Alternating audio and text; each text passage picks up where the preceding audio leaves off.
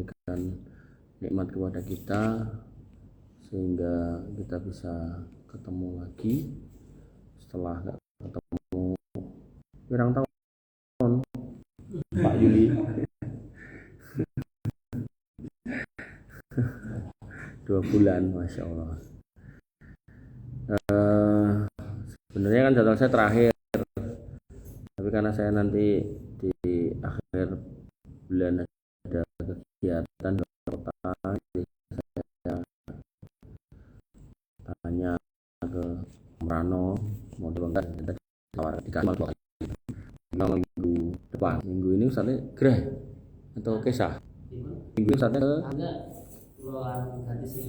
oh gitu, tuker tuh yang minggu depannya Ustaznya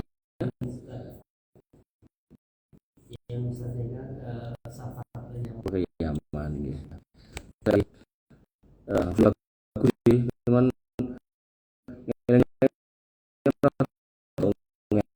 makanya saya buka judulnya Agis Lancar Allah bisa setak yang rapi pas balik cari-cari kok kamu gitu baca baru saya tadi upload. Biasanya kan saya bikin grup saya aja sendiri, nomor saya ada beberapa tak masukin di situ gitu. Jadi materi tak taruh situ, jadi kalau HP ini ngedrop atau gitu. Itu ternyata. Nah, maka kita ngomongin rezeki ya. Kita ngomongin rezeki sebenarnya ya pakai materi itu, cuman masih di laptop lupa ya. Udah selesai saya save, cuman lupa ngupload. Baik, kita ngomongkan ini aja lah, pembuka pintu rezeki gitu. Ada banyak sebenarnya, cuman ini materi yang saya lihat di sini di website ini ditulisnya 6 amalan. Sebenarnya ada banyak kan. Cuman yang menarik adalah ketika nanti panjenengan dengar itu, kalau bisa jangan diniatkan melakukan itu untuk golek rezeki gitu kan. Tapi lebih kepada yang kita harapkan adalah memang rahmat Allah dari Allah. Karena ada orang yang salah paham. Misal sedekah, mau banyak rezeki, akhirnya sedekah itu gen duitnya tambah, itu kurang tepat. Walaupun hadisnya mengatakan iya, mana kosot min malin sodakoh, harta yang disedekahkan itu nggak akan berkurang. Itu ya wis genah gitu kan. Kalau sudah genah itu ya pasti akan terjadi. Nah, oleh karena itu nggak usah atau jangan dijadikan sebagai sebab utama kita melakukan itu gitu. Sebagaimana perkataan sebagian ulama lokal di Indonesia, itu dia mengatakan wong ini dikai rezeki urung karuan salat, tapi nek wong salat insyaallah rezekine dijamin gitu kan. Ning jangan sampai kita niat salat supaya dikai rezeki. Artinya kita berharap pahala. Monggo ahlan wa sahlan.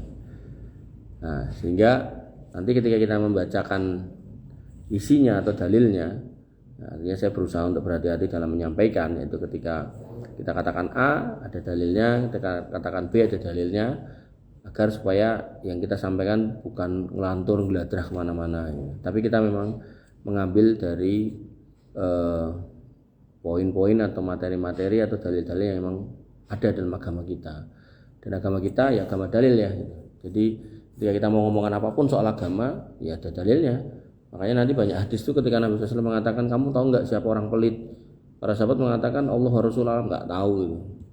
Karena memang ngomong tanpa ilmu itu dalam agama kita itu bukan hal yang baik gitu ya. Sehingga Imam Al-Bukhari itu membuat bab dalam kitab Sahih Bukhari itu al-ilmu qabla al-qauli wal amal. Jadi sebelum kita beramal, kita diminta untuk berilmu. Sebelum kita ngomong, kita diminta untuk berilmu. Gampangnya gini, ketika kita bingung mau belajar apa dulu, maka kita lihat urgensinya. Kalau kita setiap hari sholat, maka kita sebaiknya mengetahui fikih tentang sholat.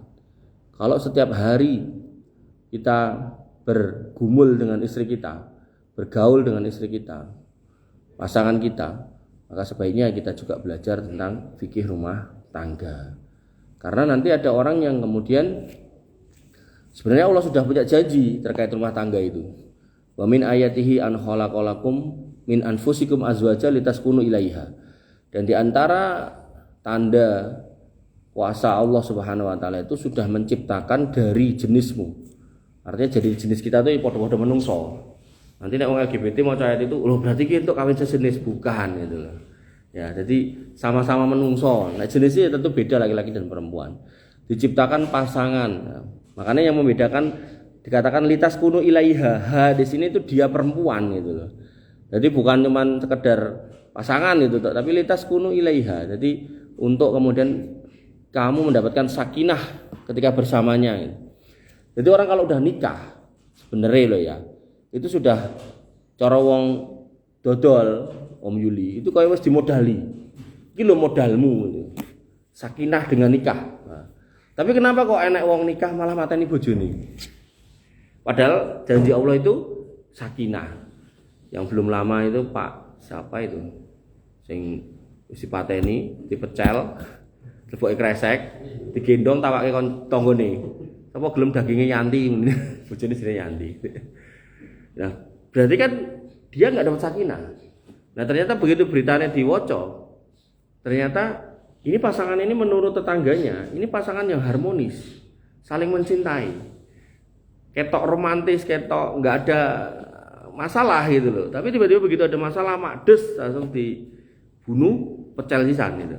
Jadi bunuh tok aja itu butuh sebuah kondisi yang di luar nalar. Jadi mental itu kudu bener-bener gak masuk gitu kan.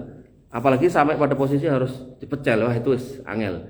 Ya kayak ini loh, orang nek ratakan atine mbeleh ayam aja enggak sanggup loh, wis mbeleh wong jadi pecel sisan gitu kan. Itu kan benar-benar luar biasa.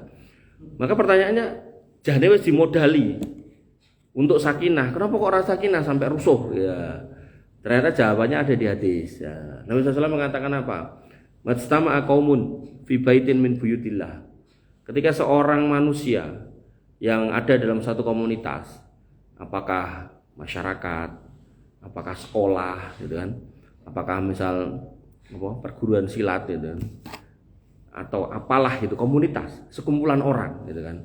Terus mereka mau ngumpul fi baitin min buyutillah, di masjid di antara masjid-masjid Allah. Jadi ngumpulnya di masjid, orang dalan. Nah, kemudian yatluna kitabullah. Mereka membaca kitabullah Al-Qur'an, buka Qur'an. Wa yatadarasunahu bainahum, dan mempelajarinya di antara mereka. Iki apa iki? Ya, tentu kalau dalam konteks mempelajari tentu harus dipanggil guru ya. Jadi enggak kemudian belajar dewe. Nanti ada kisah atau kasus beberapa tahun yang lalu itu 3 orang anak muda sinau bukune salah satu narapidana napiter dari Nusa Kambangan. Mbuh entuk ning endi ning internet atau gimana diwoco-woco dhewe disimpulke kalau kita harus jihad. Jihadnya kemana? Palestina? Bukan, Indonesia. Terus lawan kita siapa? Polisi. Dia pakai tembak dase gitu. Akhirnya dia malam-malam muter. Nggak ada pos polisi, cedak ider gitu. Akhirnya diberondong mereka ning sak kidule lote. Masih muda-muda. Nah, jadi perlu ustaz. Enggak gerambiang sendirian gitu. Nah, maka kembali ke situ.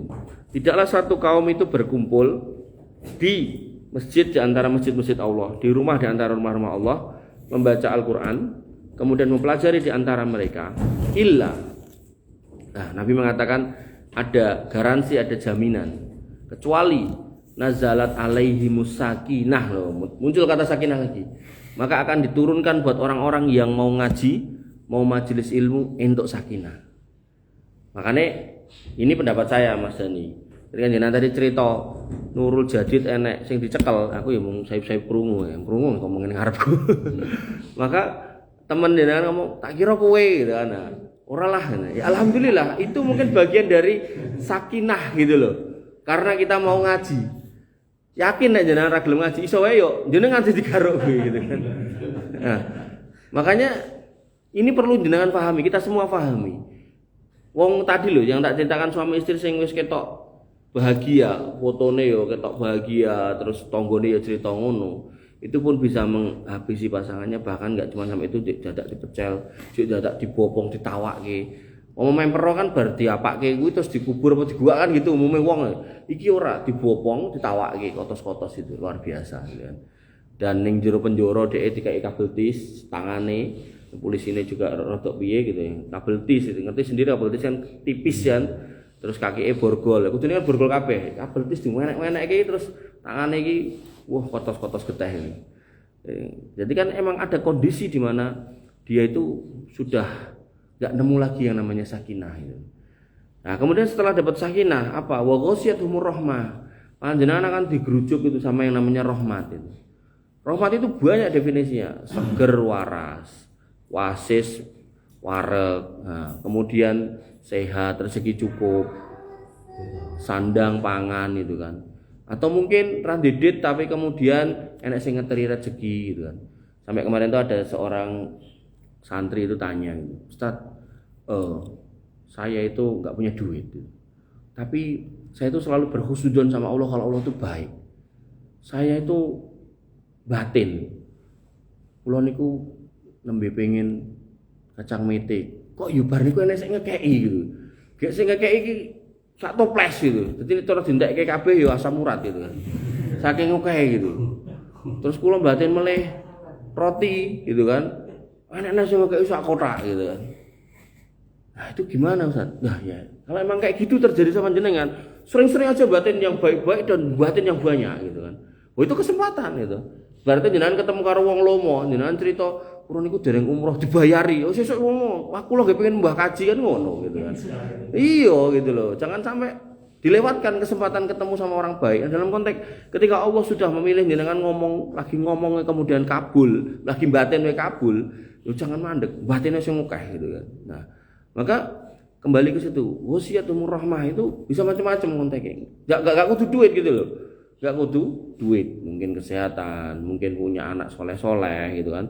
Anak ning ndi digoleki anake tanggane anggere digoleki ketemune lagi mendem, lagi main, anak kita digoleki ning masjid lagi salat gitu kan. Itu kan bagian dari rahmat gitu kan.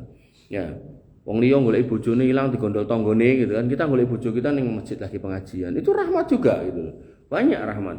Dan termasuk puncak dari rahmat adalah kita masih istiqomah di jalan ini. Kita enggak pindah agama. Dan puncak dari rahmat lagi nanti kita dimasukkan ke dalam surga.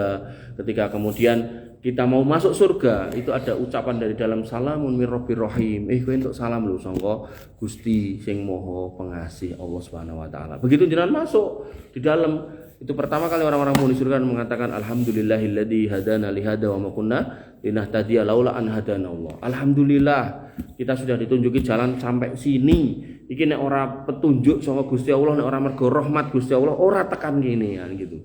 Maka apa yang jenengan sekarang ini terima, apa yang jenengan sekarang ini alami, insya Allah itu terbaik dari Allah Subhanahu wa taala. Saya mungkin pernah cerita kan ada seorang bapak-bapak yang datang ke rumah gitu kan. Dia singkat cerita meh ngutang 1 juta gitu kan. Enggak saya kasih 1 juta tapi saya kasih sebagiannya. Tapi juga enggak ngutang, tak kei gitu kan. Nah, tak pikir masalah selesai di situ gitu kan. Ternyata dia cerita gitu kan setelah Ramadan mau berakhir itu di WA. Intinya omongan dari WA dia itu saya sudah 25 tahun berdoa minta mobil sama Allah dan doane karo bojoku juga gitu kan.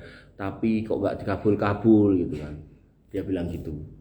Terus dia ngomong saya berharap gitu.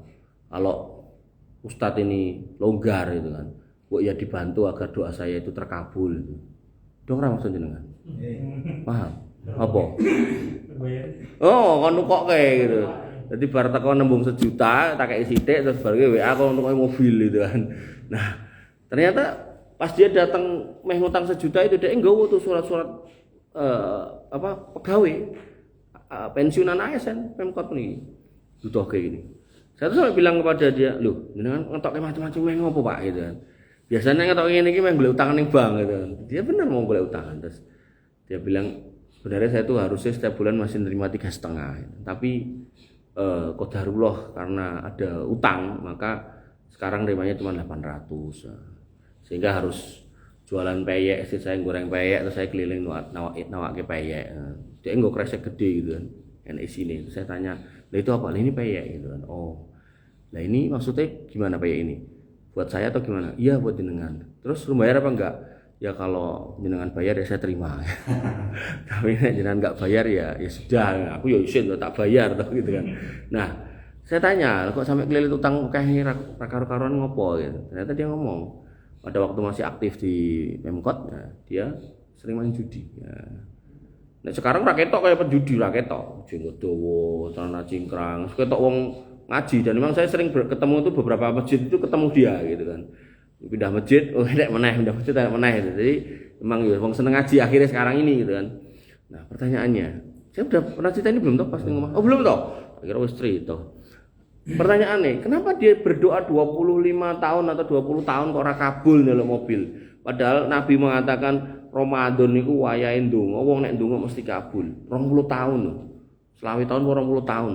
Pak Prabowo 20 tahun ndonga dadi presiden saiki dadi ya toh. Terus Nabi Musa ndonga ya toh supaya dikalahkan Firaun, kata Allah qad ujibat da'watuka ya Musa, tak kabulke dongamu tapi 40 tahun kemudian. Iki mau ngabrak mobil lho ora kabul. Padahal mobil jenengan ngerti saiki sing rego 10 juta kurang ya enak ya toh. Ning yo wong gelem numpak ora kan gitu. Mobil yang gak cuman digas tok tapi ya karo dorong. Nah, kenapa ayo? Kenapa Mas? Kenapa Mas Dani? Kenapa? Ora ngerti. Ngawur ora apa-apa kan tak salah tak bener. Kenapa, Bro? Kenapa malah senyum Pepsodent? Kenapa Mas? Karena dosa. Ya bisa, tapi belum tentu itu. Kenapa Mas Rano? Karena jauh daripada Allah dan tidak pernah berdoa. Ya, itu donga lho, 20 tahun donga lho Om. Kenapa Pak Ustad? Iku dudu kleru jeneng beliau ning kene. Kenapa? Karena dunia. Ya, hampirlah. Pripun? Kenging napa? Kenapa kok 25 tahun njaluk mobil ra kabul?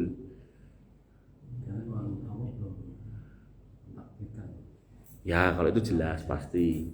Tapi maksud jawaban saya bukan di situ. Kenapa Mas Yuli? Om Yuli? Ya, kira mungkin Allah punya rencana mungkin berapa tahun lagi atau mungkin nanti di akhirat. Tadi loh, dia itu punya hobi apa tuh tadi? Iya. Apa? Main judi. Artinya kalau kemudian Allah ini nggak baik, nggak ngasih rahmat dia, dikei mobil, kira-kira bisa bertahan sebulan ya? Tak main judi. Makanya Allah nggak kasih mobil, tapi Allah kasih hidayah keluar masuk masjid kajian. Itu loh Mas. Artinya gini loh, ketika kita dalam kondisi tertentu ketoke rezekine seret. Nah, tergantung sekarang pertanyaannya, jenengan nek kira-kira rezekine oke, ini ngomong rezeki toh. Nek jenengan kira-kira rezekine oke, jenengan iki jek sregep ning masjid apa ora gitu. Gampangane sing lagi rame itu 271 triliun itu. Nek misal 1 triliun ya kowe dikeki Mas Dani. Kira-kira sampean jek tekan kene apa ora? Lali ra mungkin. Ijik. Nginguk tok. Iki jek urip ra kancaku. Hah? Artinya gini loh, kita itu kadang boleh minta, monggo minta, sebanyak apapun silakan. Tapi ketika Allah sayang sama kita, itu bukan berarti terus digei sak pol-pole, bukan. Tapi lebih kepada gini loh, ada kondisi di mana ketika Allah sayang sama kita, Allah akan ngerem gitu loh. Iki wong iki nek tak kei duit sak mene kae. Aja-aja engko ra nang masjid, aja-aja wis pegang ngaji, aja-aja ra gelem karo wong wedok, golek karo wong lanang gitu. Lho enak lho. Pengusaha tembaga belum lama toh. Nah, 36 tahun wis ra doyan wong wedok, pengusaha lho, bos lho, bukan PNS. Pengusaha, bos gitu kan. Usaha seneng wong wedok, seneng wong lanang. Ini jenis usaha, mesti kan dia punya slogan. Pengusaha tuh di mana-mana slogannya hampir sama. Makin efisien, makin sedikit saya gaji orang, makin besar kemungkinan saya kaya. Itu rumus jahat pengusaha gitu. Nah, kembali ke situ. Nah, dia pun juga ketika pakai jasa orang, pengennya bayarnya yang paling murah. Nah, ra seneng wong wedok, seneng wong lanang. Golek lagi kulo, ketemulah kuwi gitu kan. Sing dibayar ke mung 200. Pisan pindho 200, ping 3 200, ping 4. Nah, si PSK ini rumangsa dicintai to. Nah, njaluk tambah bayaran. Bos tembaga walaupun bos ya wegah karena emang uripe yo pengen sugih carane bayar iki nek iso paling murah, cara entuk mangan soto ra bayare dhek pengene ngono ya aneh to. Senajan bos gitu kan. Nah, akhirnya tersinggung lah itu si Gigulo tadi dibunuhlah itu, kan? Nah maka ketika kita mintalah, berdoalah.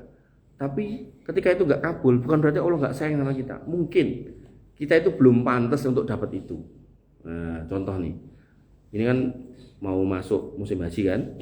Nah, saya baru ngantor di Pemkot sini di WA di telepon istri saya. Udah mulai. Anak apa? Anak cerita api. Oh no, ya mulai. Tapi ya udah jam pulang, saya pulang. Nah terus ketemulah sama si saya. Piye itu apa?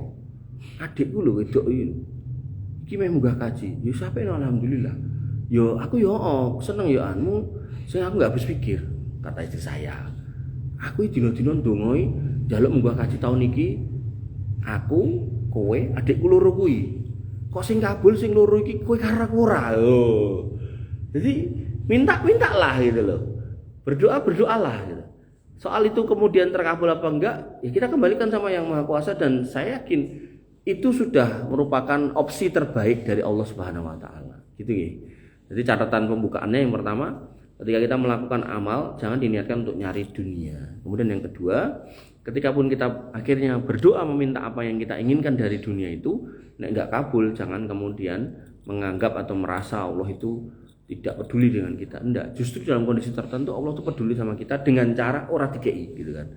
Karena ada orang-orang, jadi ketika kita ngomongkan level takwa yang terbaik itu orang yang ihsan.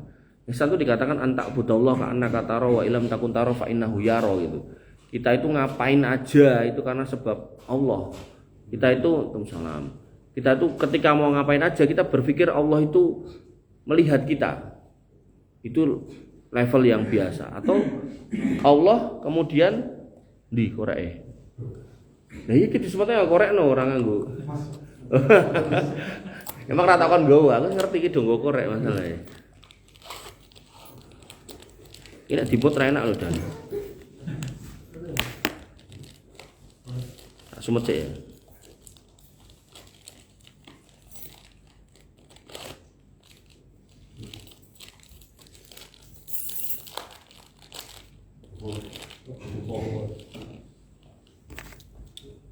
Wah, masya Allah. Tawar ya Om. Alhamdulillah.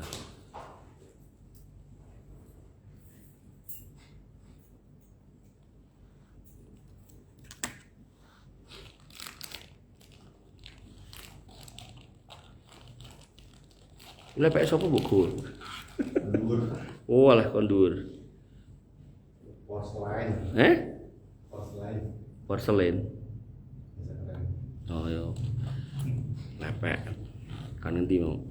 Nah, jadi ketika kita minta jangan karena dunia. Kemudian yang kedua nek ra kabul bukan berarti kemudian Allah itu enggak peduli sama kita, bukan. Ya Allah justru dalam kondisi tertentu itu sayang sama kita sehingga yang kita minta itu enggak kemudian dikasih gitu. Ditunda. Jadi kayak omongannya Mas Yuli tadi, ditunda. Bisa jadi ditunda atau diganti. Oke, kita mulai 6 amalan pembuka pintu rezeki. Nek saya tadi ngumpulkan kalau enggak salah hampir 15 ya. Jadi ini nyicil 6 sik, minggu depan turahannya atau kurangannya. Nggih. Ketika kita pengen rezeki kita lancar, gitu. Maka perbanyak istighfar. Dan itu hal yang terbaik. Jadi ketika kita hidup itu Nabi SAW mengatakan man kana yu'minu billah wal yaumil akhir. Siapa yang beriman pada Allah dan hari akhir, falyakul khairan aw liyasmut. Duwe mulut, duwe lambe, duwe cangkem itu buat ngomong yang baik-baik. Kalau enggak bisa, meneng gitu kan. Kalau enggak bisa, meneng gitu kan. Maka orang-orang yang ketika ngomong opo sing dipikir ditokke, opo sing dipikir ditokke, maka panjenengan bisa mirsani berapa banyak orang yang kemudian harus berjibaku dengan darah, tumpah darah, berduel sampai akhirnya mati gitu kan. Kalau kasus yang terbaru itu seorang pengamen sama seorang silverman gitu. Nah, duel ya itu sampai mati gitu. Sumpih ya apa tuh Mas? Alat ya? Duel sumpih ngono tulisane. Oh, sumpih itu imbang antene. Jadi duel sampai mati semua. Sampio apa? Imbang itu tadi. Ayo. Mati. Mati bareng. Oh, tak pikir alat itu kayak karambit apa, karimbit ya. Oh, duel sampio, wah luar biasa ya. Terus sebelumnya gitu. Ning Sampang kalau nggak salah Tembangkalan itu yang 5 lawan 1. Oh 2 ya, 5 lawan 2 mati 4 ya.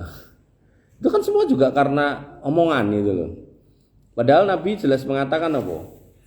Ini loh, tinggalin Mas. Jadi nggak selalu kita harus mengeluarkan emosi kita loh ya. Nabi itu mengatakan apa? Idzal taqol muslimani. Nah, enak wong Islam loro tempuk gitu kan. Fayak tatilani do berusaha membunuh satu sama lain. Kata Nabi SAW, gila huma finnar, loro-loro nyemplung neraka. Kemudian pada saat bertanya, kalau yang orang yang kotilnya, yang membunuhnya, kami bisa paham itu, karena dia membunuh orang. Kaifal maktul, gimana orang yang terbunuh? Masa ya mencemplung neraka? Kata Nabi, fa innahu harisun ala qatli akhihi. Jane iki dhek yo pengen mateni, mung kalah ilmu gitu. Maka ketika sebabnya enggak jelas, sekali lagi sebabnya enggak jelas. Misal ya, yang belum lama di Jambi, ada yang lihat 2 tukang parkir ya, rebutan lahan. Sijine nabrak kancane, ya, kancane lagi dolan ning ngene kancane, dilabrak ya jane ke kancan kabeh jane. Dilabrak terus sing sijine langsung ngetokke pisau. Dikirane arep ngobrol saling beradu omongan, begitu udah deket langsung terus tanpa babi bu terus ning kene. Mundur liar blok mati. Sing nusuk lunga, sing kancane sing kanggonan panggon nggo nusuk tadi inguk. Oh cik urip, wis tak makan kirek sik gitu. Ngiu kirek dia. Barang wis mati lah golek telepon bos sapa sing ditelepon gitu. Nah, itu. Maka enggak selalu ya kita harus memperturutkan emosi kita untuk melampiaskan kesalahan kita, enggak selalu gitu. Bahkan ada sebuah hadis yang menarik itu kata Nabi SAW, mazadallahu abdan bi'afin illa izan. Sapa wonge sing dalam kondisi memang bisa ngalah. Dan ngalah itu enggak selalu kalah gitu kan. Kata Nabi SAW ditambahi kemuliaan. Kemuliaan itu banyak. Bisa bermakna memang nanti kita akan jadi wong mulia. Bisa bermakna ketambahan ilmu. Bisa bermakna ketambahan soleh.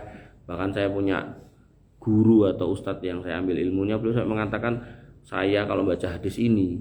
Nek aku dilarani wong. Entah mulut entah apa. Aku menengahi. Gak lama itu mesti anak wong ngeteri duit. Jadi dia langsung memaknai itu duit gitu. Jadi kalau istilahnya kalau kita pengen tadi loh sakinah itu loh, slow, urip ning dunia slow gitu. Jangan baperan gitu. Lagi diomongi wong nesu, akhirnya was kowe. Ya cah cilik-cilik nggo celurit ketemu SMK iki sama ditikoki, "Ngopo to kowe tawuran?" Lah mbuh gitu to.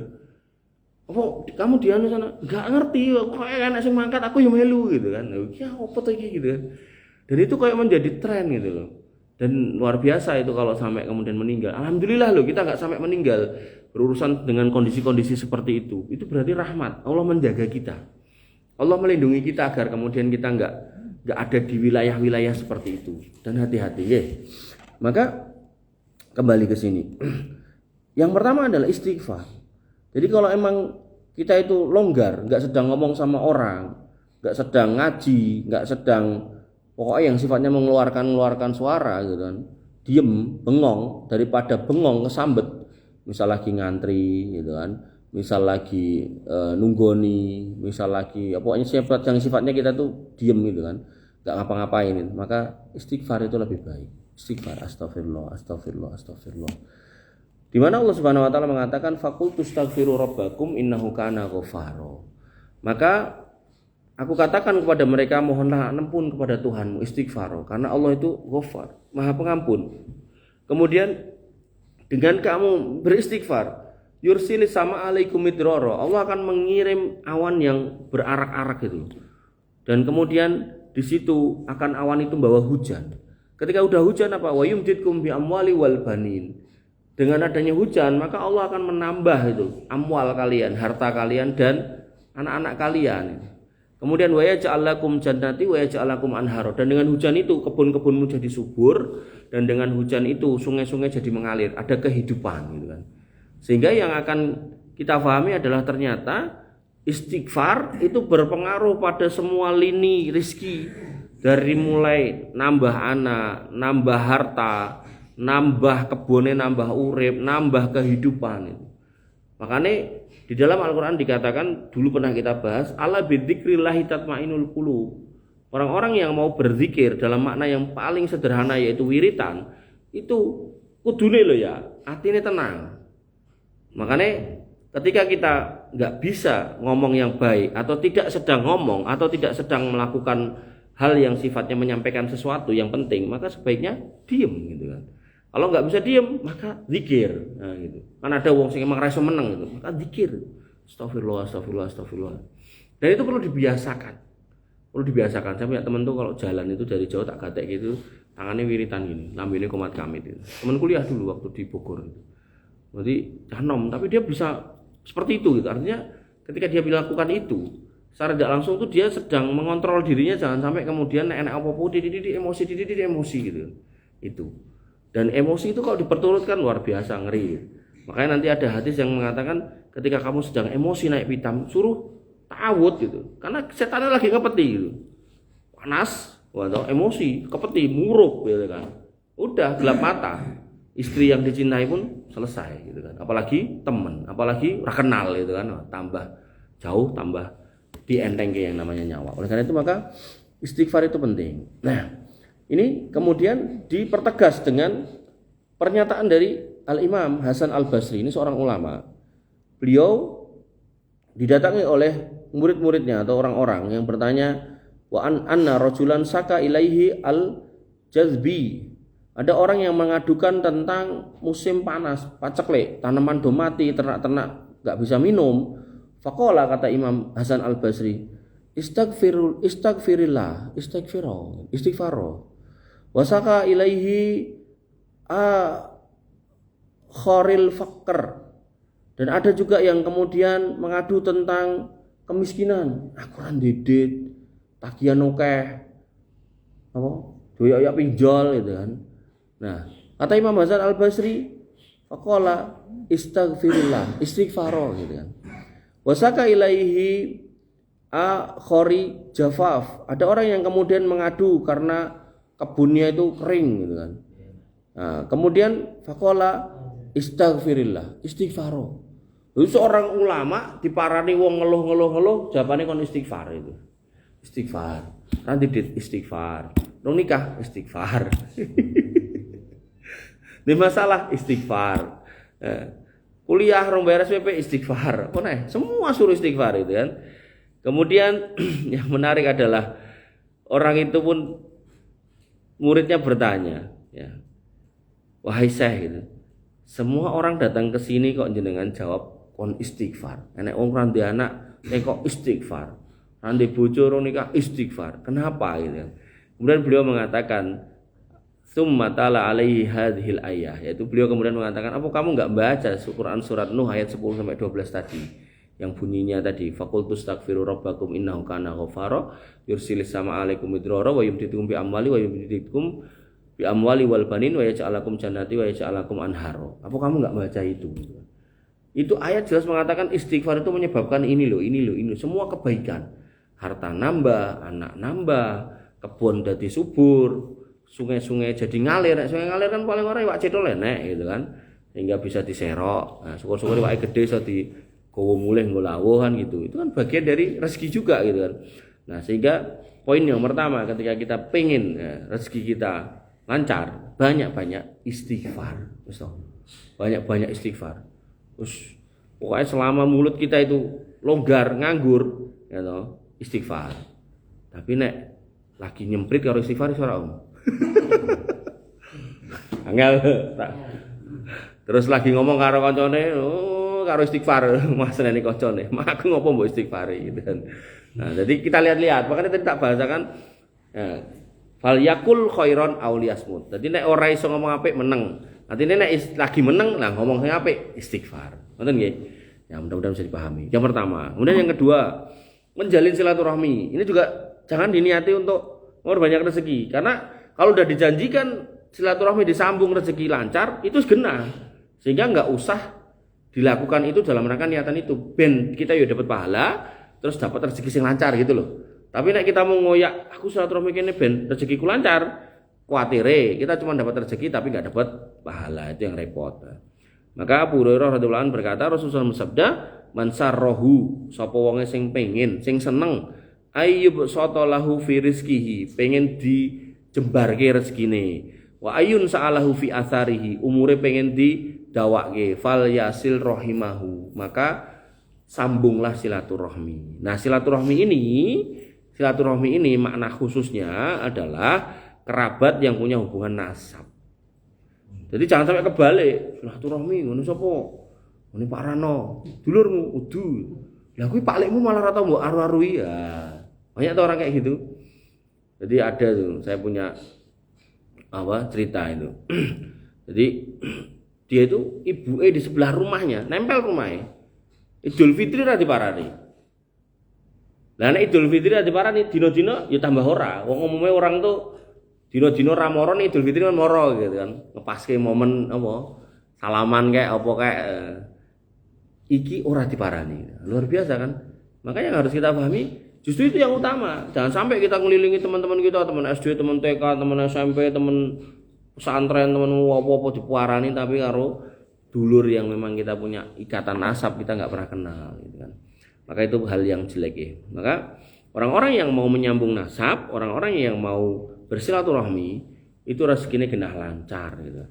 Nah, kalau diperjelas secara teknisnya kok iso gitu. Maka penjelasannya adalah dengan orang itu silaturahmi, maka itu kalau dalam bahasa bisnis namanya membuka atau memperluas jaringan, networking. Oh jenengan duwe om adoh, tapi om tenan, wong beda mbah misal gitu.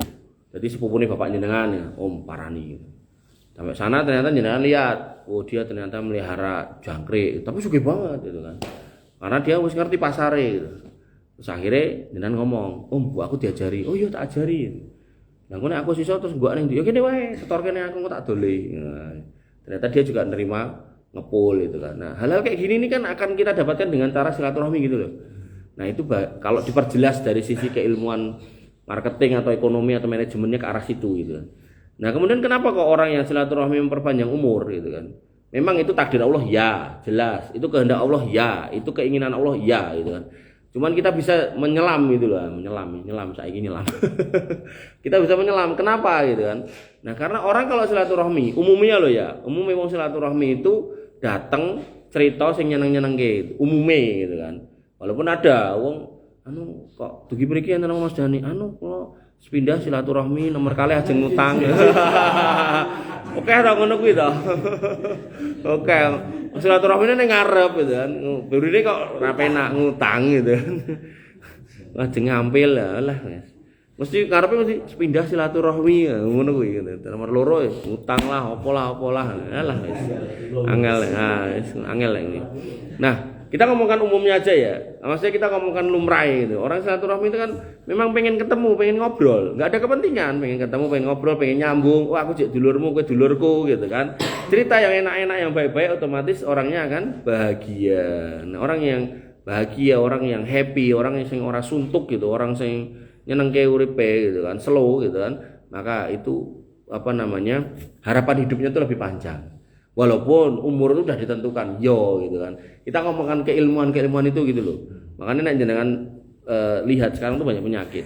Itu nek ditelusuri itu bukan karena mungkin salah makan atau salah apa, bukan, tapi karena kok kan mikir sing ora-ora gitu loh. Ya, ini silaturahmi aja ngutang. Silaturahmi bener-bener datang untuk ngobrol, say hello gitu kan. Syukur-syukur jenengan gawake apa gitu. Kok tekan kene nggih ajeng anu. Ning ndake jenengan iki jenengan kan remen telo godhong niku kula betakke. Anu main ngutang. Mboten bar iki kula ajeng mantuk. Ngono wae, ora usah suwe-suwe. Dadak nginep barang ora usah gitu kan. Nah, jadi kita bisa plong, orangnya juga seneng. Nah, makanya usia harapan hidupnya panjang. Itu akan memperpanjang hidup. Ngoten nggih. Nah, kemudian yang ketiga iki. Memperbanyak sedekah. Jadi orang yang royal sedekah itu rezekinya genah dibalik luwih akeh genah gitu kan. Yakin pasti. Cuman sekali lagi jangan ngarep-arep itu gitu. Karena Allah sudah punya janji. nek sedekah itu akan dikembalikan 700 kali lipat. Maka jangan diharap-harap, artinya kudu harus sekarang, sesuk atau mengko gitu, jangan.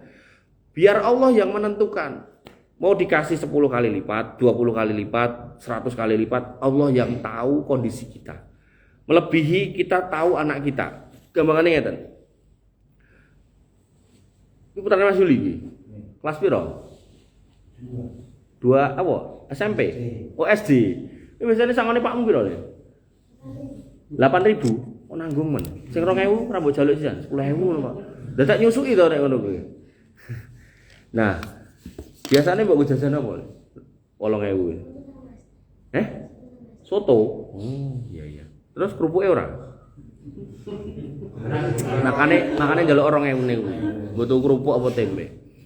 Saiki aku tekok Mas Yuli. Umpama 8.000 iso entuk soto karo es teh. Jenengan ngerti apal, anak iki nek dikeki duit akeh iki nggo tuku apa ngono. Kira-kira menurut jenengan. Umpama kok. Umpama. Gak ngerti juga. Iki senengane bocah iki apa? Jajan tok. Ora seneng sing FF kuwi ora seneng. Nah, iya kuwi maksudku. Kuwi. Nah, maksudku itu.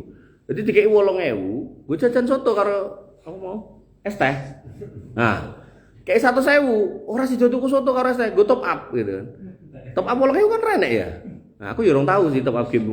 Tapi kan kayaknya enggak ada. Minimal berapa sih? Enggak tahu. 10. Nah, makanya pinter iki berarti Pak ora kayak 10.000. Kayak 10.000 gue top up. Kayak 8.000. Ning yo kayak mau reso tuku kerupuk sak kebal. Padahal sensasi masuk tuh kayak kriuke ngono lho, sama kerupuk iki. Terus sesuk kowe digawani kerupuk. Arep pakmu. Nah, jadi itu ketika kita ngerti anak kita ini seneng top up, terus kayak 100, ya entek nggak top up ora sida tuku soto. Nah, Allah juga sama. Allah tuh lebih kenal kita daripada orang tua kita, sehingga jenengan njaluk 1 miliar, 2 miliar, 100 miliar, monggo. Tapi nek kemudian dikeine mung 500 juta kan wis pending timbang ora gitu. Paham? Makanya saya itu meyakini benar, mengimani benar hadis dan ayat tentang sodako ini. Yang saya lakukan itu misal kita sodako, ya kita los aja. Tapi saya selalu berpikir bahwasannya ini mesti dibalik kayak gitu. Dan tak titeni itu balik itu ya minimal, saya biasanya minimal 10%. Loh, katanya 700 kali, kok 10%? 10 kali lipat. Katanya 700 kali lipat. Kenapa kok dibaliknya cuma 10 kali lipat? Berarti kan masih ada 690 kali lipat yang belum dibalikkan kan gitu. Maka jawabannya adalah itu disimpan untuk kita di akhirat. Makanya nek itu kita minta semua kayak orang-orang kafir, dikei gitu. Orang-orang kafir itu ingin materi saya itu udah ada sih dalilnya.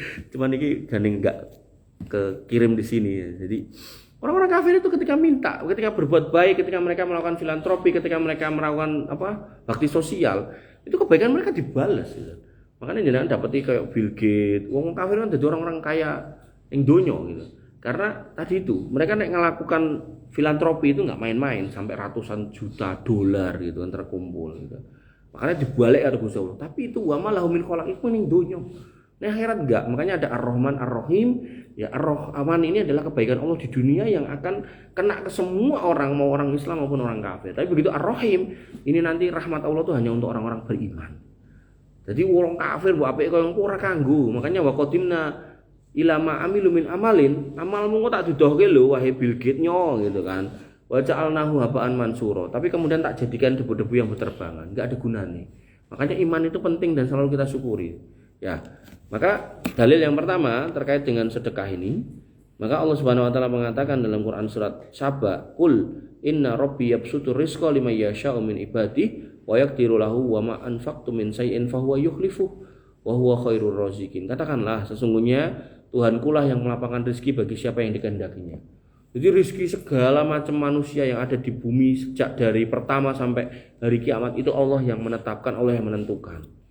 Lalu kan gaji sama kantor. Kantor itu kalau kemudian nggak dikasih oleh Allah juga nggak bisa. Oh kantor kan dari proses bisnis kalau ditarik lagi kantornya nggak apa. Misal kemarin saya ngisi kajian tuh di 3 pilar. Nah, itu kan yang pernah dengar 3 pilar di Solo Masaran. Itu gawe panganan. Panganan saka apa? Tepung. Tepung saka apa? Saka gandum. Gandum tandur ning ndi? Lemah. Lemah saka ngendi? Saka nutrisine, saka bibite, iso urip saka ngendi? Udan saka ngendi? Gusti Allah. Nek ditarik ngono kuwi akhire. Tenan to. Iku anake Mas Yuli mau. Dit kok ngendi le? Bapak, nggo apa? Tuku soto. Soto isine apa? Sego. Sego isine apa? Pari. Pari tandur ndi? Sawah. Sawah sing nandur sawah Pak Tani. Pak Tani iso nandur pari mergo apa? Enak udan. Mesti kembali lagi ke sana gitu. Makanya tadi ketika dikatakan soal istighfar, inti rezeki dari manusia itu ya hakikatnya jadi ya udah itu. Nah tapi kok udah marai banjir ning Sumbar gitu kan? Maka Allah mengatakan terkait itu deloken jojo karena perbuatanmu. Deloken mungkin karena kesalahanmu. Makanya nek banjir itu kita harus introspeksi gitu. Gampangannya gini, jalan kampung sini nggak pernah dilewati motor atau mobil, sepi misalnya gitu. Tiba-tiba kok banyak motor karo mobil lewat di kampung kita. Sebabnya kenapa? Karena macet atau ada penutupan jalan. Paham nggih?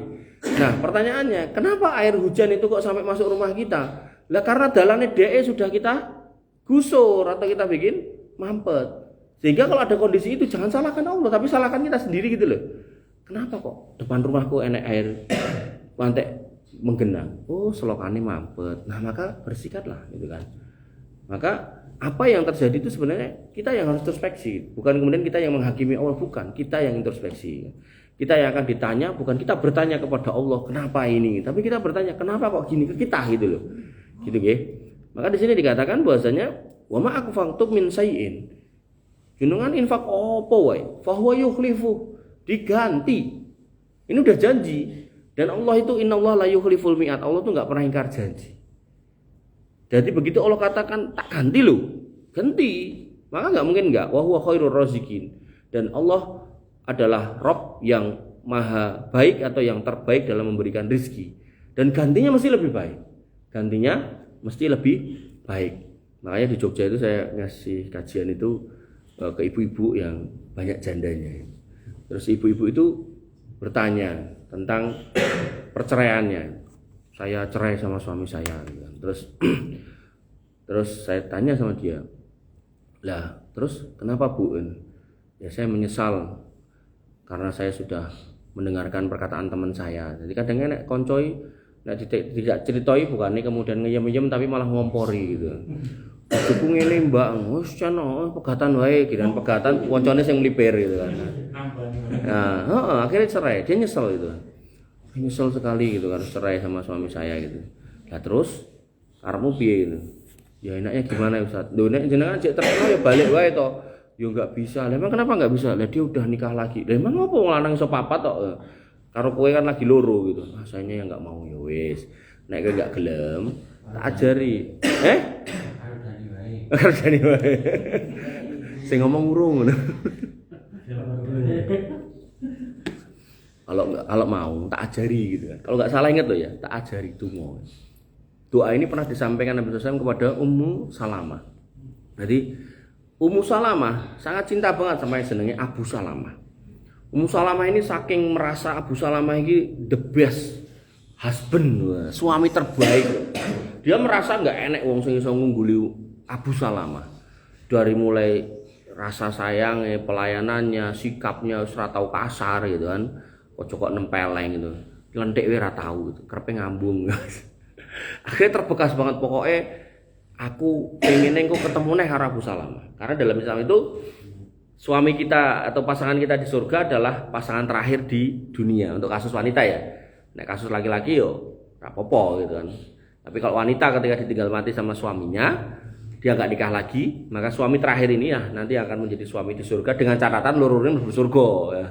Nek suami sing mati mau Kristen itu ya beda dalan wisan enggak bisa ketemu gitu. Nah, maka Ummu Salamah saking cintanya di dunia, dia pengen banget ketemu sama Abu Salamah di akhirat, enggak mau nikah.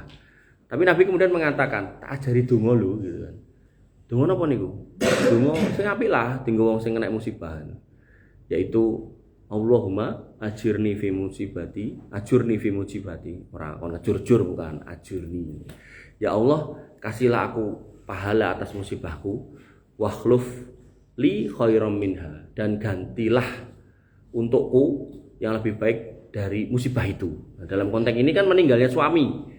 Ummu Salamah mikir lah, meninggalnya suami jaluk ganti, berarti engko bakal dikei bojo gitu kan.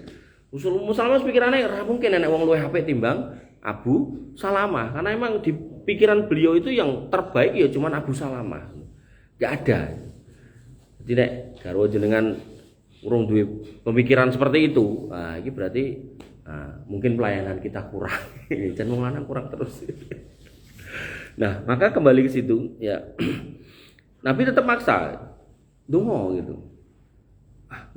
Dongo. Nah, begitu kemudian diulang beberapa kali otomatis Ummu Salamah yo kuwatir ngonek terjadi wong sing bangkang kalau disuruh Nabi kok ora mangkat gitu kan. Makanya dia kemudian mangkat dongo.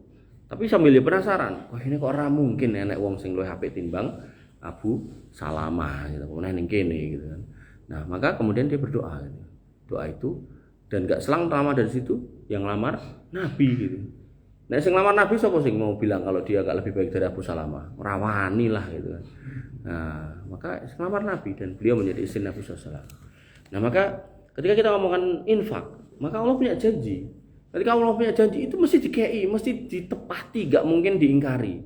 Mong ya tadi itu loh, jangan ngepal, kudu 100 kali lipat, kudu 40 kali lipat, kudu 700 kali lipat, jangan. Allah lebih tahu yang terbaik buat kita daripada kita sendiri terhadap diri kita. Maka dalam hadis yang lain dikatakan Nabi SAW bersabda, mana kosot sodakotun min malin atau mana kosot min malin sodakoh. Harta yang disedekahkan itu nggak akan pernah berkurang, mesti ditambahi. Dan saya tadi sudah sampaikan, saya sudah membuktikan berkali-kali. Contoh misal Ramadan gitu kan, masjid-masjid ngasih proposal kita kasih gitu kan. Ya duit dikeke gitu. Tapi begitu kemudian sambil berjalan nih Ramadan gitu kan. Ada kerjaan, ada proyek gitu. Saya kan ada perusahaan konsultan ini, ada klien, ada orderan gitu. Dan sampai hari ini saya enggak glundung gitu. Kalau saya glundung gampangane kentekan duit gitu kan. Ini mas-mas itu enggak ada sama saya gitu. Artinya mereka ada sama saya karena saya ada gitu loh, ada kelebihan gitu. Nah, sehingga mereka ada bareng saya gitu kan. Nah, karena kita ngerunning pesantren itu masih dalam wilayah dana pribadi bukan dana sumbangan gitu. Makanya yang harus kita pahami adalah Allah itu kalau sudah menjanjikan, menyatakan itu nggak akan diingkari. Nah, tinggal bagaimana kemudian kita mengimani. Rekan-rekan sekalian, kemudian yang keempat, bertakwa kepada Allah. Allah Ta'ala berfirman, "Wa may yattaqillah yaj'al lahu makhraja wa yarzuqhu min haitsu la yahtasib." Ini yang rada abot itu. Tapi harus dilakoni. Bahwasanya barang siapa yang bertakwa kepada Allah, tak kasih jalan keluar.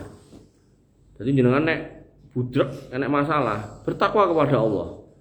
Dan kemudian wa yarzuqhu min haitsu la yahtasib. Terus takei rezeki dari jalan yang tidak pernah kita sangka. Tak kasih rezeki dari jalan yang nggak pernah kita sangka. Nah, sekarang pertanyaannya, bertakwa itu apa Mas Yuli? Bertakwa itu apa? Bingung. Main jawab apa ora? Ini Masjid At-Taqwa ya? Bener tak? Nah, takwa itu apa? Ya, udah 50% nih. Dilengkapi Mas Dani. Jen malah on jawab malah jen ngising. Apa Dan?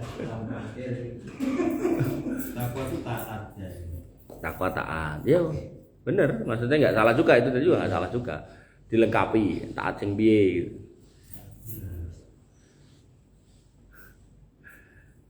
Der. Iya. Mas Sinan lupa namanya aku. Pandu. Apa Mas? Takwa.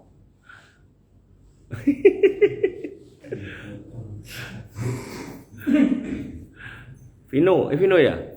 Vigo. Salah. Vigo apa? Sama yang mana? Idem. Sama teman-teman. Sama dengan teman-teman.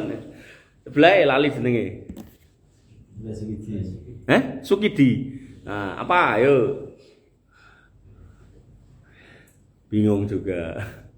Jadi takwa dikatakan sama seorang tabiin Tolak bin Habib itu.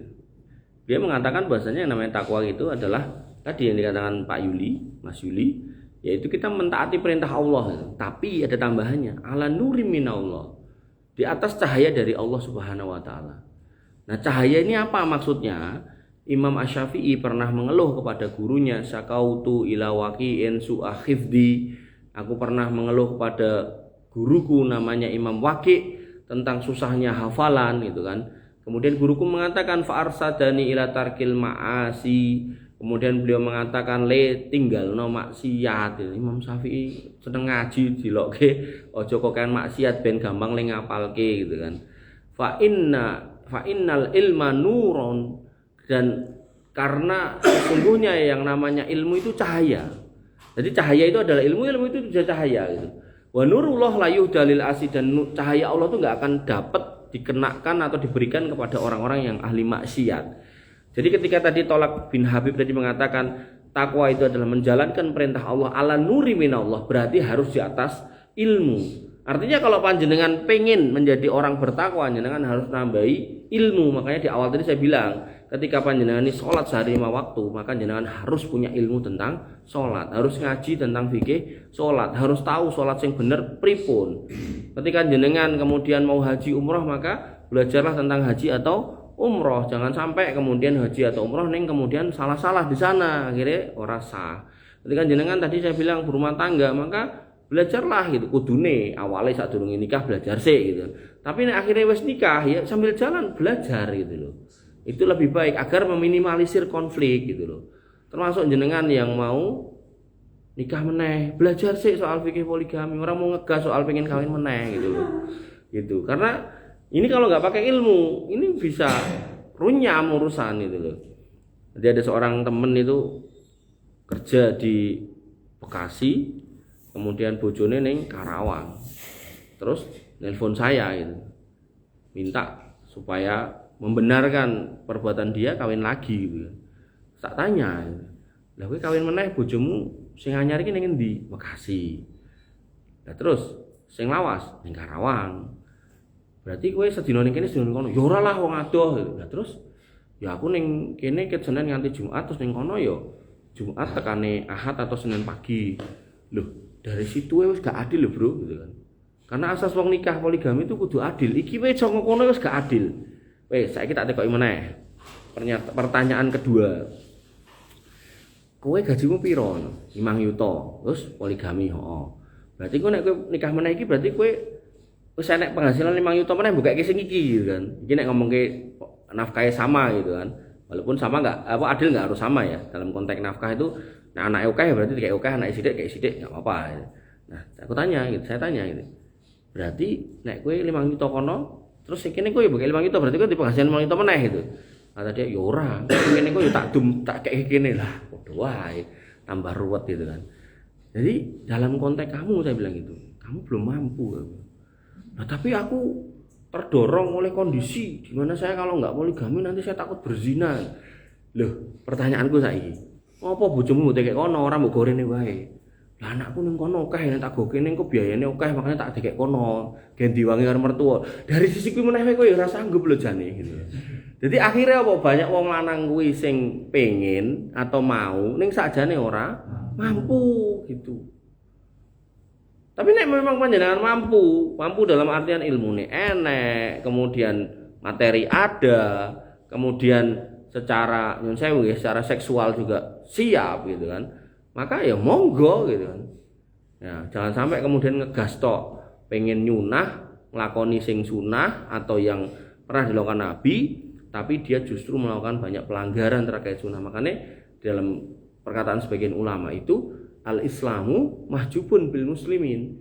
Islam itu semuanya itu baik saja nih. Tapi kok Islam itu kadang itu coro lampu, coro itu sebuah lentera. Kok cahayanya ini kok ora tekan gitu loh. Kok kita nggak bisa melihat terangnya Islam, kita nggak bisa melihat indahnya Islam. Kenapa? Mahjubul bil muslimin, terhalang karo kelakuane wong Islam itu dewe.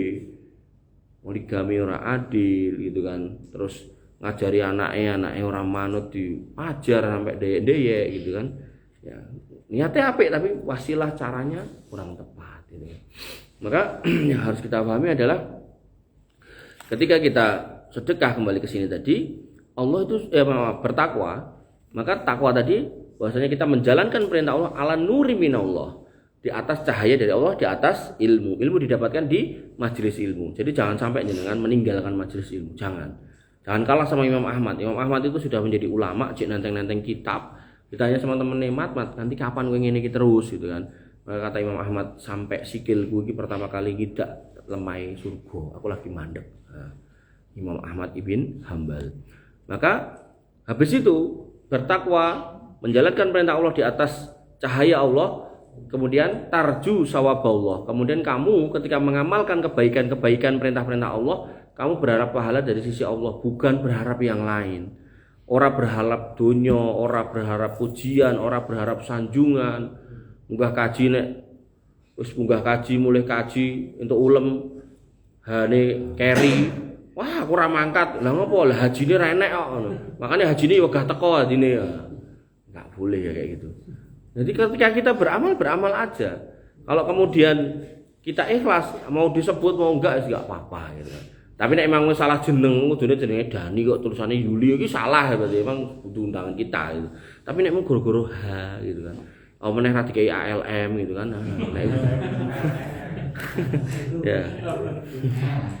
Yeah. Kemudian takwa itu dua sisi, menjalankan perintah, kemudian menjauhi larangan. Juga sama, ala nuri minallah, harus pakai ilmu. Kenapa kowe kok orang mendem? Andidit. Nah, ini bukan takwa. Sepele ini. Maka takwa itu karena kita tahu khamr itu haram. Dan orang bertakwa yang di atas ilmu itu luwih ngeri meneh. Dia akan faham benar ketika dia minum selain khamr berpahala. Maka Nabi kan mengatakan fi biti ahadikum sodako. Dalam urusan hubungan suami istrimu, hubungan kamu dengan istrimu, jima itu ada pahala. Sahabat bertanya, apakah kami mendatangi istri kami itu kemudian mendapatkan pahala?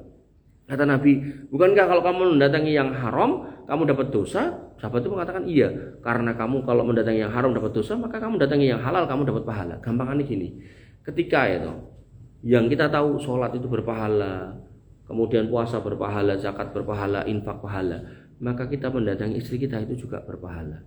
Nah hati sini kalau jenengan terapkan, misal ada khamr, apa kira membaiki? Iki haram. Itu ilmu kita menjauhi karena haram. Tapi kok kemudian kita minum selain yang haram, kita minum kopi, minum teh, minum susu, air putih dengan niat kita berharap pahala karena kita minum yang halal, itu ya malah untuk pahala. Paham betul? Jadi orang yang belajar, orang yang ngaji, dia itu akan luas dalam beribadah, dia akan luas dalam golek pahala, dia akan ngerti banyak lini yang bisa dijadikan pahala. Tidak kemudian nyumpek ke hati. Kowe kok susah, mau susah. Mosok tanggoku wis umur ping 7 aku pisane ra tau. Lho emang ra ndedit ra iso mangkat. Nek cara mikire gitu karena enggak ngaji, ya mumet, susah. Tanggane tuku AC dhek sing masuk angin gitu kan. Nah, terus gimana biar penak? Nabi kan mengatakan kalau kamu lihat orang berbuat baik, beramal soleh, maka berdoa semoga Allah mudahkan untuk hal yang sama, maka wala kami selalu kamu dapat pahala yang sama gitu loh. Wah tonggoku umroh ya Allah, kula nyuwun mang mudahke rezeki kula kajenge saged umroh kados tonggo kula. Dan doa toh itu udah dicatat pahala yang sama senajan urung mangkat, karena untuk mangkat memang butuh duit itu kan. Nah tapi nek cara mikirnya enggak gitu, umroh meneh gitu kan. Nah iya, akhirnya sakit, darah tinggi, stroke segala macam gitu kan. Nah, akhirnya kan enggak luwes, bukannya dapat pahala, dapat dosa gitu kan. Nah, maka tadi ketika kita ngerti minum khamr ini haram, kita jauhi karena haram, kemudian kita minum yang lain, kita minta pahala. Oh, ngombe banyu putih, jaluk pahala. Oh, ngombe dekan, jaluk pahala gitu kan. Makanya Mas Yuli iki golek pahala gampang, tegane ocek dhewe diombe dhewe gitu kan. Tok pahala akeh. Ngene senene bojone, dite Pak, entek kok tak ombe dhewe gitu. Nah, sehingga bertakwa itu tadi dua sisi, mentaati perintah Allah di atas nur, kemudian menjauhi larangan Allah juga di atas nur. Ya, kemudian kalau yang pertama tadi tarju sawaballah, berharap pahala dari Allah, yang keduanya yaitu takhafu iqaballah, kamu takut nanti Allah mengadab. Itu takwa semua. Ya, jadi kita kok nggak mabuk karena takut masuk neraka, itu takwa. Kok kita sholat karena kita berharap surga, itu ya takwa. Nah, oleh karena itu maka orang-orang yang bertakwa Allah janjikan, wa may yattaqillah yaj'al lahu makhraja. Dengan takwa Allah akan kasih jalan keluar. Masalah itu akan ada solusinya. Wa yarzuqu min haitsu la yahtasib, dikei rezeki dari jalan yang enggak disangka-sangka. Makanya tadi jenengan cerita soal garuan tadi, jenengan kok enggak digaruk, alhamdulillah, mudah-mudahan Allah itu melindungi jenengan itu loh, menjaga aja ngantek kumat, aja ngantek ketut meneh, aja ngantek bergaul dengan orang-orang seperti itu. Naudzubillah. Nah, kemudian yang kelima melakukan haji umroh. Haji umroh. Nah, termasuk di dalamnya ya kurban juga gitu kan. Nabi SAW bersabda, tabi'u bainal haji wal umroh fa innahuma yanfiyani al-faqra wadzunuba kama yanfi al-kiru khabasal hadid. Ikutilah umroh kepada haji. Artinya nek bar umroh meneh nek iso, atau haji meneh. Karena keduanya menghilangkan kemiskinan dan dosa-dosa sebagaimana pembakar menghilangkan karat pada besi, emas dan perak. Gampangnya gini, hadis ini saya nggak usah jelaskan panjang, gampangannya gini. Ini yang saya tahu, yang saya titeni ya. Gak ono ceritane wong mulih haji terus balik ning Indonesia dikei urip, kecuali sing mati ya. Balik ning Indonesia dikei urip kok kemudian dadi kere. Itu saya hampir-hampir enggak nemoni atau belum pernah ketemu haji kere gitu, enggak ada. Yang ada rata-rata usahanya tambah lancar, bisnisnya tambah jalan gitu kan. Dah, itu pembuktian. Artinya tinggal ngamati aja di kiri kanan. Nanti nek sampai ada ya ulalam, mungkin beliau haji ini dari sumber-sumber yang salah mungkin ulalam. Tapi overall secara umum hampir-hampir saya nggak ketemu yang namanya orang kok udah haji terus jadi susah hidupnya, itu hampir-hampir nggak ada. Saya ngeneng rata-rata baru mulai kaji pengen mangkat meneh. Makanya ada seorang ibu-ibu itu cerita, saya ketika nggak punya duit kata dia, saya daftar ONH biasa, deposit lah selawe juta buat booking seat. Ternyata antriannya 20 tahun. Tak hitung-hitung kesuwen. Terus saya niat bismillah bisa daftar haji plus. Daftar haji plus. Begitu daftar haji plus, depositnya kalau nggak salah 60 juta. Ternyata cek ngantri kira-kira 6 atau sampai 7 tahun atau 10 tahun lah gitu. Wah, saya nggak sabar. Saya niat supaya bisa haji furoda. Wah, haji furoda ini harus cash. 300 juta yang paling murah gitu kan. Nah, akhirnya yuk bisa daftar gitu. Akhirnya yuk bar furoda mangkat plus bar plus mangkat haji ONH biasa gitu loh. Nah, itu yang terjadi sama orang-orang naik haji itu. Jadi dia itu pengen mangkat meneh gitu kan. Karena lu sugih, akhirnya biasanya bar mangkat biasa terus mangkatnya sing plus sing furoda gitu. Nek perlu bertahun furoda gitu. Maka hal-hal seperti ini yang harus kita pahami ya, bahwasanya ketika jenengan sudah selesai dari sebuah ibadah, insya Allah Allah tuh nggak akan menyanyiakan kita. Makanya selalu saya katakan, wong ini ada rezeki karon sholat, tapi nek wong sholat, insya Allah rezeki itu jalan. Termasuk orang kurban. Saya tuh hampir-hampir nggak lihat itu orang kurban itu saiki korban, terus esok itu jadi susah urip itu. Enggak ada. Sing eneng, pas korban ora korban, ning nitili daging korban, nggo kresek dhewe gitu kan. Nah, sepanjang tahun uripe susah. Banyak saya lihat kayak gitu. Share delok ning jagalan itu. Ora salat, ora wos, raine ra karu-karuan gitu kan. Lagi ngumbah jeroan itu. Entangane ya menu ngumbahke gitu kan.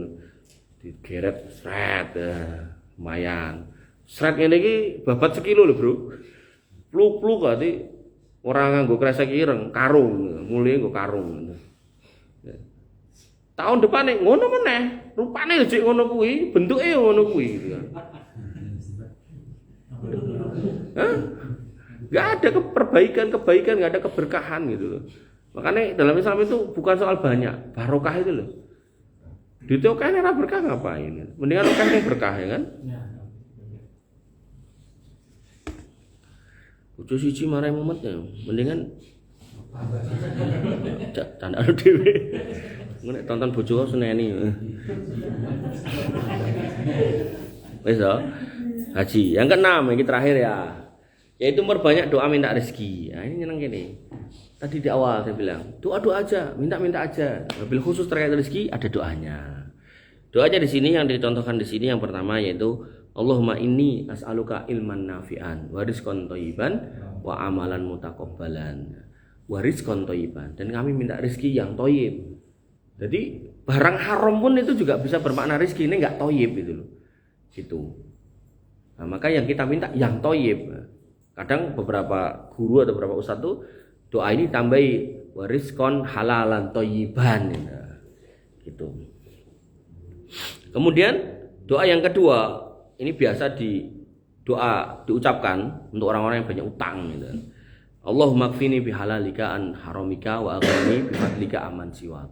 Ya Allah, cukupkan rizki saya dari yang halal dari Engkau. Jangan Engkau buat saya itu dapat rizki yang haram dari selain Engkau. Jadi saya pengen fokus tuh rizki itu cuma dari Engkau ya Allah. Nah ini dua doa.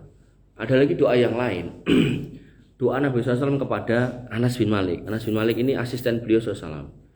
Nah, jadi masih kecil 7 tahun dititip sama Ibu ke Nabi SAW sampai 14 atau 17 tahun itu bersama Nabi SAW. Nah, begitu kemudian Nabi sudah mau berpisah sama Anas bin Malik yang jenis Joko udah waya nikah. Nabi berdoa untuk Anas bin Malik, Allahumma aksir malahu wa waladahu wa barik lahu fima a'taitahu.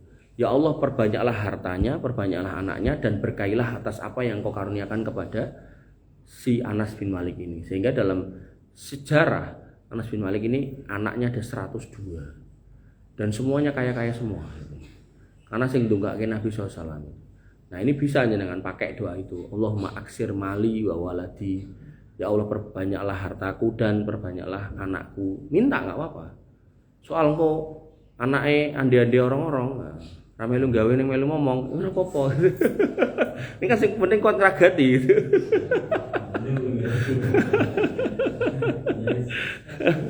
Nggih. Jadi sementara 6 poin materi ini kok ya ora tak upload gitu kan. Nah, maka ya insya Allah kita lanjutkan di poin-poin yang lain. Ada yang mau nanya? Monggo Mas Juli. Mesti kok ora? Enggak apa-apa. Pertanyaannya keluar jalur. Keluar tema. Ah, didumke lho buntelane. Ha iya. Monggo, apa? Sama genting-gentingnya itu Sebelum ada apa? perceraian. Perceraian. Sama itu saya. Oh, jenengan cerai toh?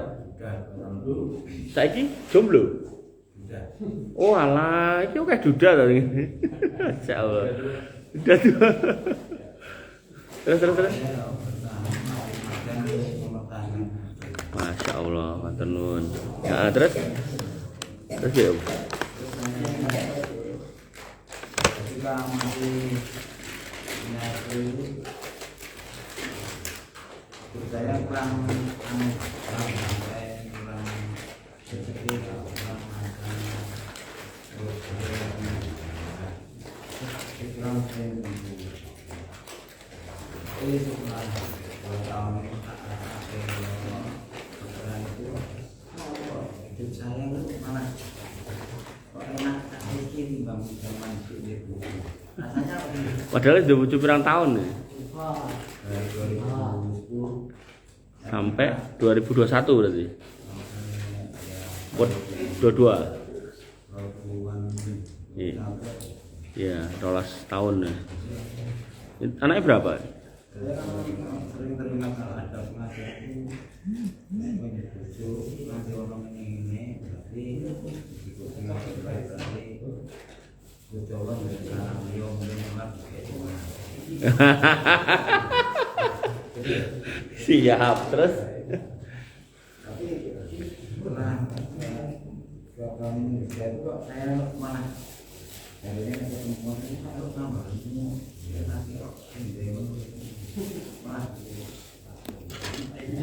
terus pertanyaannya apa ini? Iya. Saya tidak pernah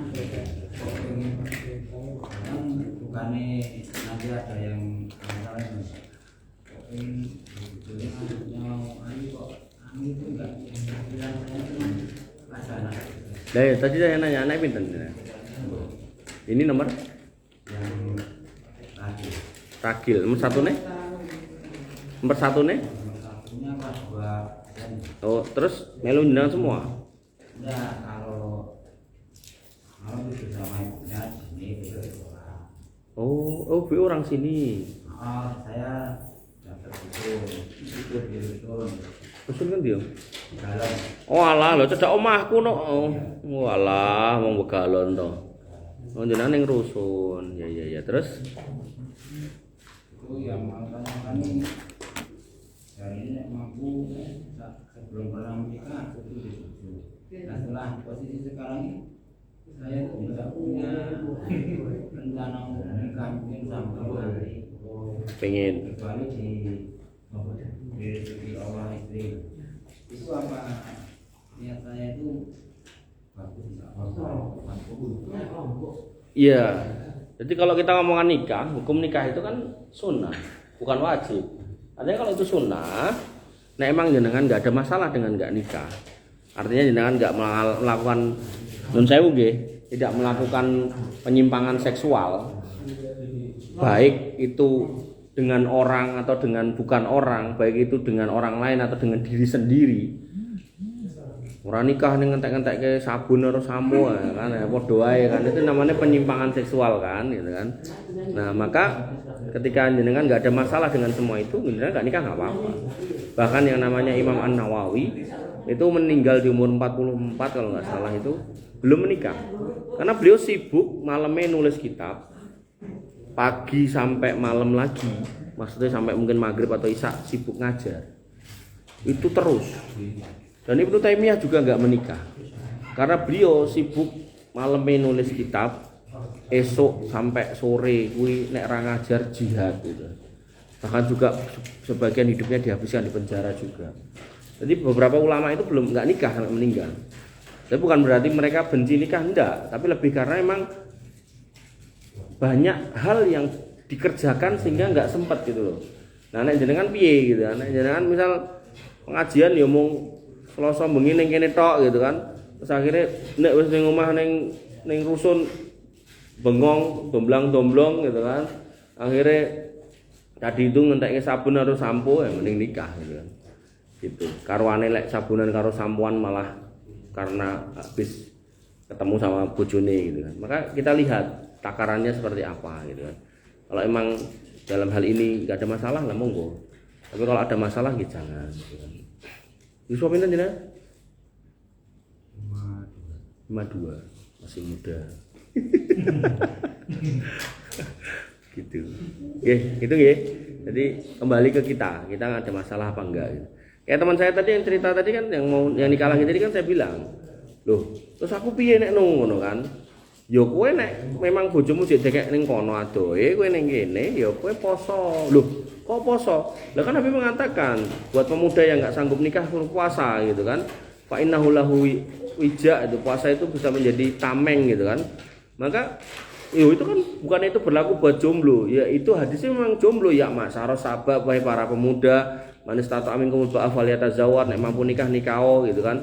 Fa innahu aghaddu lil basari wa ahsanu lil farji, itu lebih menundukkan pandangan dan menjaga kemaluan. Fa illam yastati fa alaika bisyam, kalau enggak mampu maka puasalah, fa innahu lahu wija, karena itu akan menjadi tameng. Memang hadisnya tinggal pemuda, tapi bukan berarti ketika kita sudah menikah tapi LDRan itu kita nggak pakai rumus itu, ya tetap dipakai gitu. Karena hakikatnya dikatakan manis apa ya maksara sahabat itu karena memang pada waktu itu yang belum nikah atau nggak nikah atau belum ada istrinya itu ya para pemuda. Tapi saya kan banyak orang kerja LDRan itu loh. Berarti itu ya hadis itu dipakai. Jadi bukan berarti kalau orang udah nikah tapi LDRan sama istrinya terus nggak mau menerapkan itu ya, gitu. Jadi ini yang harus kita pahami gitu. Jangan sampai kemudian kita terlalu saklek gitu. Monggo Mas Dani mau nanya apa? Nembe sarapan. Nanti ndelek nanti ra ketok. Calon tapi kok enggak cocok ya tetnya. Nah, itu. Terus yang cocok gimana tuh? Nah, itu. Piye Dan? Terus omongnya Mas Rano nek calon kok ra cocok terus itu sing cocok sing piye gitu. Sing bingung kowe apa wonge? Iki apa ya omong gede banget ya. Martabak. Iki apa jenenge? Panganan apa iki? Lah nggih. Lumpia beef, wah gede tenan iki. Iki yang ngungkuli mangan sak piring iki. Ngungkul. Mangke gede banget. Mungkin bukaan yang dia Om. Depan hutan Pak. Oh, di panutan. Nanya sendiri. Nanya sendiri. Ya ya, mantep tuh. Udah Om, satu aja. Itu orang karontek loh, lumpia beef ini. Mantep tuh. Oh kita iki anu ya, burger tapi di kayak lumpia gitu ya. Oh iya mantep nih, ide nih. Masuk. Di Cemani belum ada. Kalau Belum ada. mau buka apa? Franchise. Ini telapak. Bukan franchise. Masih Pak. Ini telapak. Ya jenengan sing gawe sih. Nek franchise daftare bayar piro, kowe entuk apa, gerobak segala macam. Jenengan desain sih. Nah, kalau ketemu misal ngengkrengane satu paketnya misal modalnya 7 juta, nah diundake lurus tengah di 10 juta. Itu kan yang kayak di 10 juta, nah cepake gerobak segala macam. Nah, itu cara bisnis yang cerdas. Tapi nek jenengan wis duwe ngene iki, duwe resep ngene iki terus wong teko mbok jawab, buka dewe. Ditinggal gitu. Nah, ini di franchise aja. Oh, saya kak. Ada mbok sauri pokoknya. Nah, itu nanti kalau jalan, nah, tinggal ndoknya juga mana Dani. Ini ojo kleru ndoknya Dani. Pak Sukidi, mau nanya apa? Nanti wae, cek ngunyah. Piko.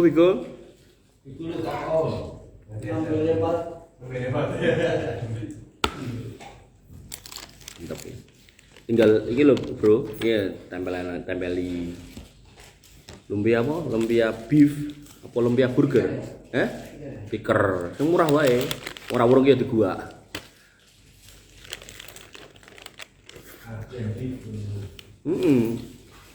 Mereknya saya apa?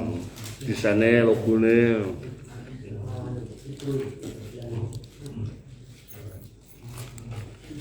Sampe niki piro, Kang? 10.000. Ya. Ini sayangannya apa? Kebab. Nah iya, kebab. Tapi iki anu. Kue maram. Maram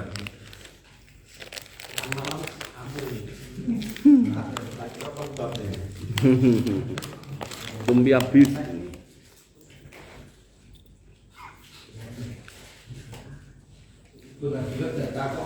Mas Pandu, nggak ada? Nggak ada, tak tutup.